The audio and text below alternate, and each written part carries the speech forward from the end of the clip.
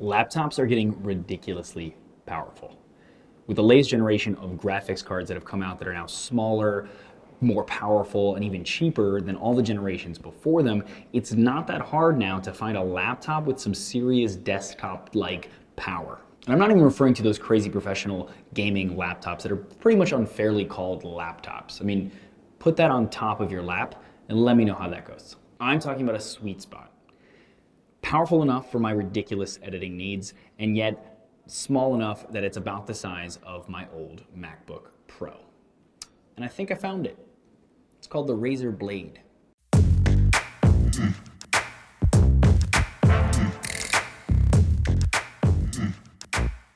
With an aluminum unibody design, it feels familiar enough. But with the black coloring and light up snake logo, it won't get confused for any other laptops. And with Razer's unique coloring system called Chroma for the keys, it can turn heads if you want it to. Now, if we're honest, all of this flashy stuff isn't quite my style. I like to think that I'm a little more minimalistic and a little more subtle than that.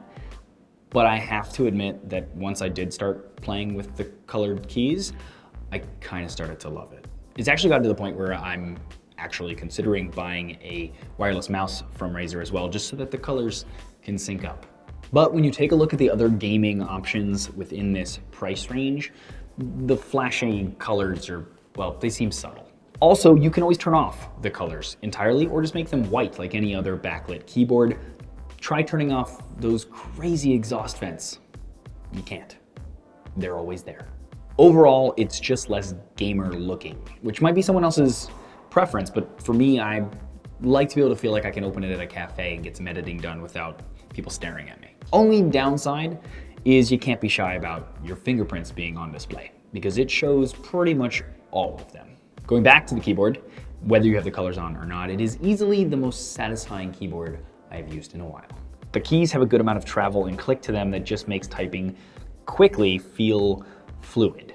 I'm sure a lot of people won't understand what I mean by that, but think of it like the feeling you get when you're watching like a power cleaning video.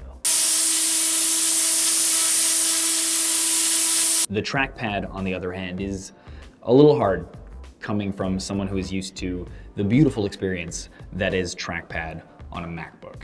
It's precise enough, but the buttons actually being buttons, as opposed to the whole trackpad clicking like I'm used to with my Mac, just kind of seems old. I mean, even the Surface Book has that now, and I just like that better. Now, frankly, with most Windows computers, I have to use a separate mouse anyway. There's just something about the way Windows handles mice.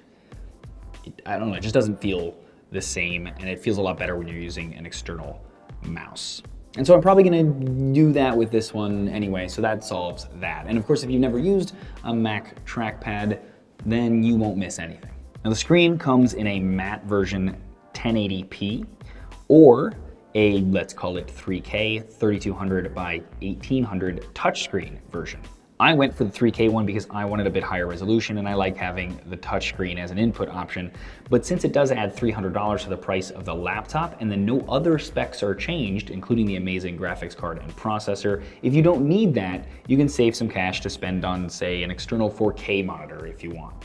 Speaking of that amazing graphics card and processor, it's the power in this laptop that led me to it in the first place. With a NVIDIA GTX 1060 somehow shoved into this 0.7-inch chassis, it can handle my 4.6K footage in Premiere like butter.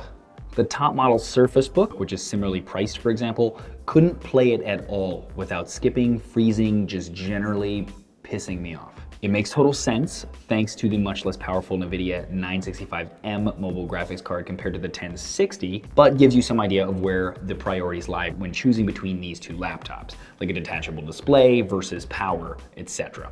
Now, without getting into a full-blown spec war over laptops, I'm going to be doing a video comparing editing and rendering on the new MacBook Pro, the new Surface Book, and this laptop, and maybe a couple of others, because I am just generally curious, and I'm sure I'm not the only person out there who's editing footage who really wants to know which laptop is gonna make their workflow a little bit easier. So of course, subscribe to be notified of when that goes live. But in the meantime, here are some benchmarks for those that are curious. Using the 3D Mark Time Spy test, the Blade managed to get a score of 3531 on all the default settings, 2.5K, running internally on the laptop's own monitor. and it managed a score of 5736 on the VRMark test, meaning that it'll basically handle anything a Vive or Rift can throw at it, basically. Oh yeah, it runs VR just fine, which I've now used to impose VR on friends and family way more portably than carrying around like my clunky desktop to try to do that. So, you know, bonus feature. As far as me editing my footage on it, it managed to render 4 minutes of my 4.6K ProRes 422 footage out at YouTube's preset for 4K in about 11 minutes. And it managed to render out the same length of 4.6K ProRes 422 footage at YouTube's 1080p preset in about 5 minutes. To see how that compares against the other top laptops around, subscribe and wait for that video. It's gonna come real soon. With all that power, you have to question battery life. And no, it won't outlast a MacBook Pro, but it's not too bad. I managed to get about 4 to 5 hours of regular use without plugging in at all. And then when doing editing, that drops down a little bit to maybe like 3 to 4 hours, depending on what I'm doing. But that still is plenty of time for me to knock out editing at least a video before I have to frantically find a plug. Now, as far as pricing is concerned, it's based sheerly on the storage size and the screen type, which means that no matter which one of those you choose, you still get the awesome processors, the 1060 NVIDIA card, and 16 gigs of RAM. Which means at the very lowest price tiered, you can get a seriously powerful and slick looking laptop for as low as $1,800, which is pretty insane.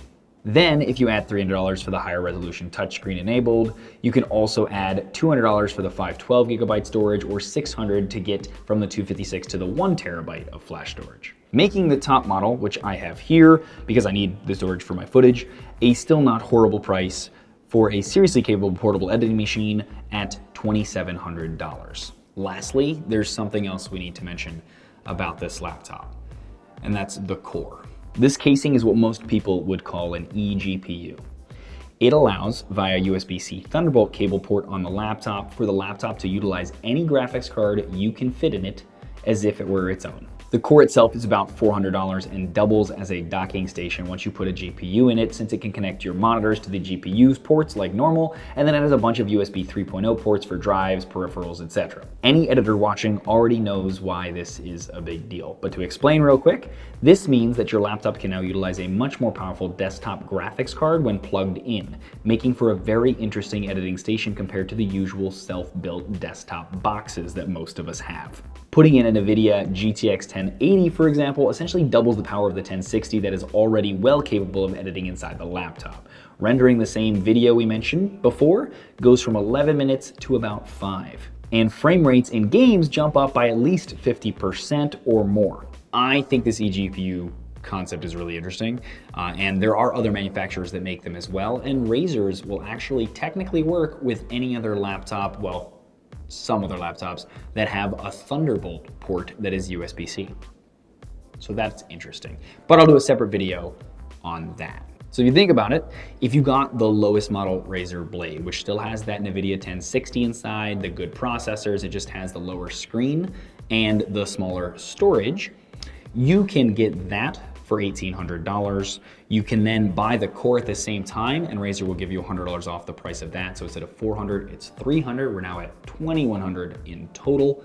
And you can even get the GTX 1080. I have a link below to where I found it for under $600. That brings the total to $2,700. All done. And that is cheaper than a MacBook Pro and way more powerful. And there you go. A sort of quick review of the Razer Blade. Now you don't have to obviously get the core, it's still a really powerful computer, but I am interested to see how it does with the core without, and then also comparing it to the new MacBook, the new Surface Book, and some other laptops as well. So stay tuned for that. If you like this video though, please thumbs up it or share it. It is greatly appreciated. And if you want more videos like this, or you're ready for those ones I keep talking about in this one, click around somewhere here. There's a link to the channel. If you like what you see there, please subscribe. And as always, thanks for watching.